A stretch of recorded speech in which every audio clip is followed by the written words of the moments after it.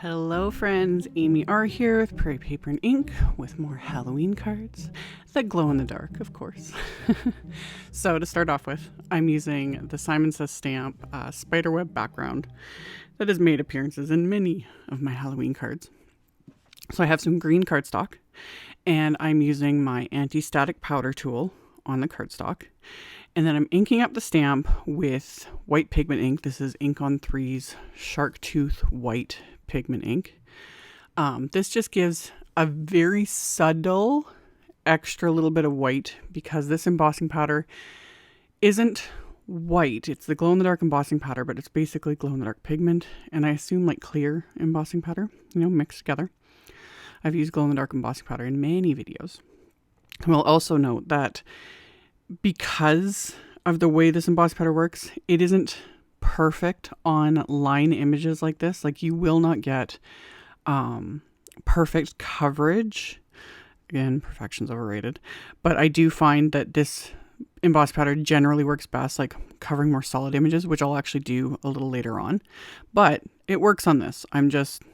It's just the weird consistency of it, if that makes sense. And I found this across any brand of glow in the dark embossing powder. I've tried multiples.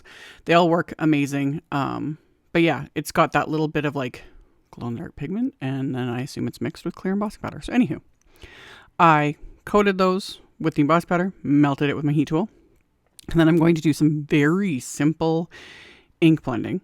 I'm using Distress Oxide inks and a blending brush, and I just have them in my ink stands to hold them in place so that I don't have my ink pads moving all over the place.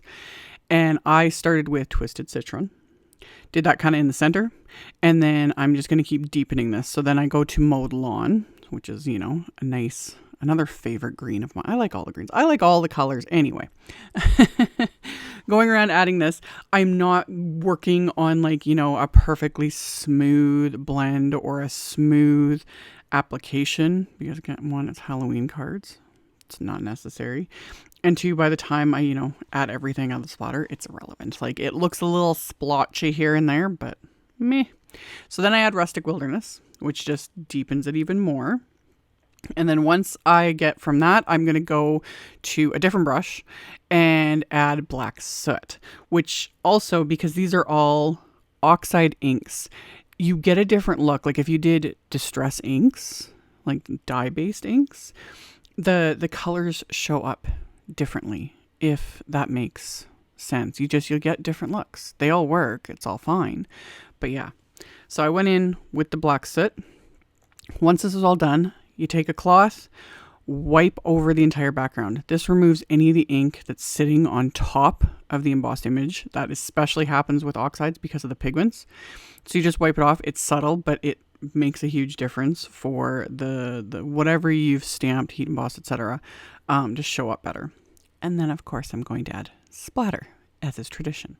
So Black Soot Distress paint, shake it up really well, put it on my little palette. I've got my backgrounds in my splat box to help contain some of the splatter, and then my fan brush, and I'm going to go in heavy because again, it's Halloween cards and it's just part of the whole thing. So very heavily splatter both of these backgrounds.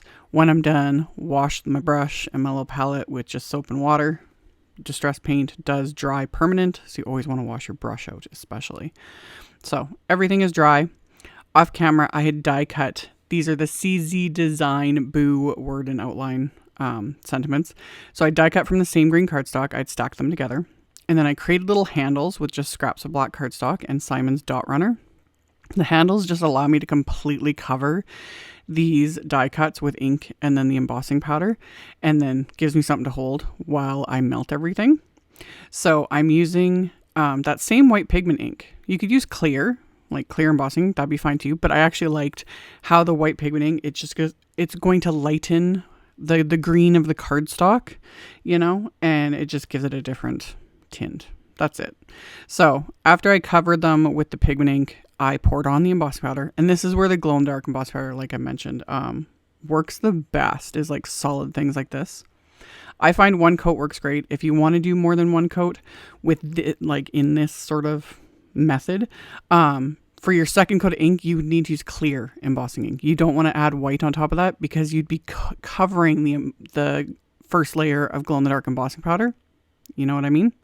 So if I was going to do more layers, I would just use clear embossing ink, add another layer of embossing powder, and be good to go. I was happy with one, but again, you can do as many as you want.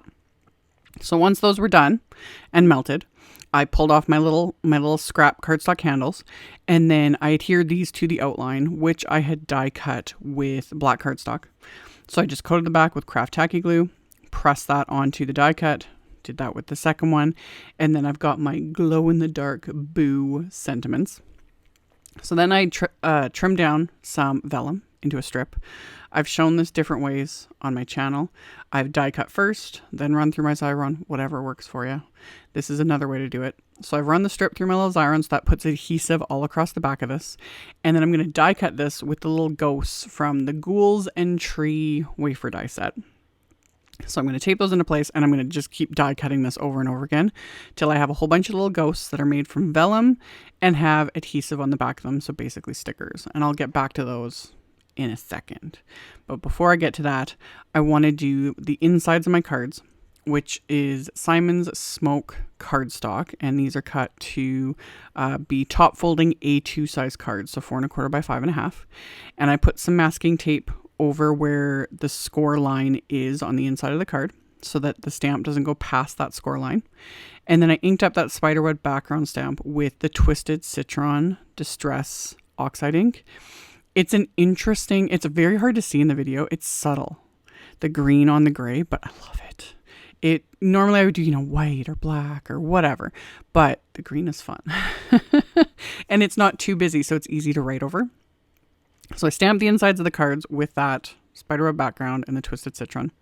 And then I grabbed another piece of the same green cardstock, and I'm stamping sentiments from the Too Cute to Spook stamp set. This came out last year?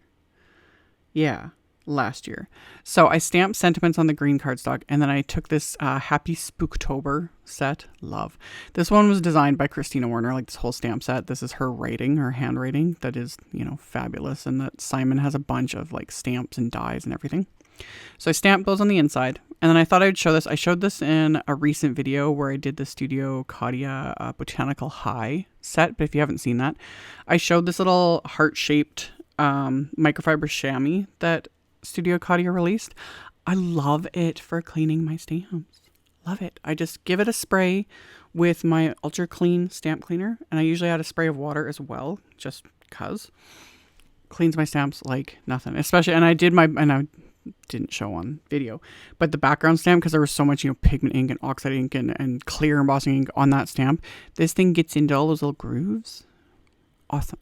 Love it. Anyway, all the stamps are clean. Everything's ready to go. So now I just got to assemble. So I peeled off the backing off my little ghosts and then pressed those into place. And they're just cute and transparent, and I love it.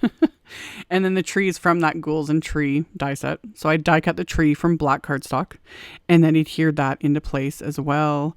And then my glow in the dark sentiment, gonna add that.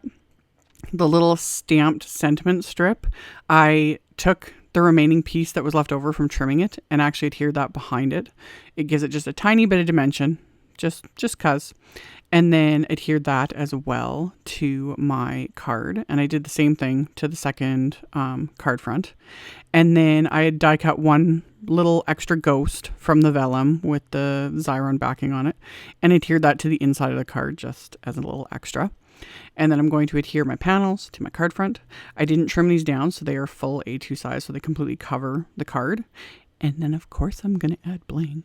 So I've got Trinity Stamps Androdite Sparkle. So just a transparent green iridescent gems. Love. Perfect for these cards. I can always be like, I pat myself on the back for finding like the perfect matching bling. But when you've got like a bajillion different of everything when it comes to the bling, it's not that difficult for me to find ones that match. But anyway, adhere those all around these cards, form a bling. And then I will show these sort of glowing dark as best I can. I don't know. I can't get my camera now to focus anymore. I used to be able to get my phone to focus when I would you just put them under the light. It kind of activates the glow in the dark pigments. And then I take them into like a closet or a bathroom that doesn't have a window. somewhere pitch black so I can take the picture for you guys. And now my phone's just like, nope, not focusing. So I tried. I got the best image I could, but yeah, the spider webs and the sentiment glow in the dark. It's super fun. Like, it's just the best. So I will include that photo here in a second, as well as all the other photos. And then of course, below the video, I will link to my blog post. I'll have picture links to all the supplies, very easy to navigate. That'll all be in the blog post, which is linked directly below. Here's the glow in the dark. Isn't it fun? Love. So anyway, I'll have all that info in the description box below if any of you are interested. I'll link to my current playlist for the Halloween series, so you can check that out as well if you have missed any. Thank you all, as always, so much for watching and subscribing, thumbs upping, commenting. I very much appreciate it, and I'll see you all very soon in the next video. Bye.